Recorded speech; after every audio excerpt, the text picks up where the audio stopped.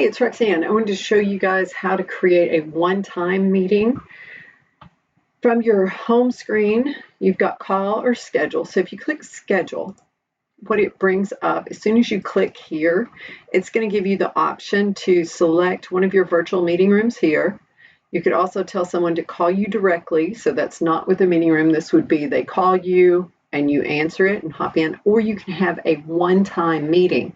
So if you want to have a one-time meeting, and what this is, you schedule this, and so when you click the link, you go in, and so nobody has to answer it. So it's like you just made a separate little meeting room and it's one-time use, and then when everybody leaves, the meeting disappears. So you do have to come in and schedule this each time you need one. So with this one, so we're going to have, this is going to be our, what we're going to do, this is going to be our sales meeting, Tuesday. We don't need a passcode on it. It requires a moderator, so I'm going to just leave myself as the moderator. When I hit next, it will generate, this is your meeting invite.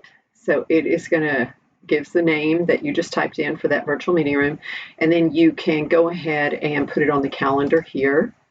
So when you click create the event, then it's going to pop into your Outlook calendar. So you're very familiar with this. So here's all your info. And so then when you have it scheduled, when it's your time to go, you just click this link and it will open your Cloud app and put you into that particular meeting room.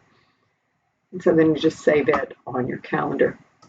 So that is the way to use your one-time meetings.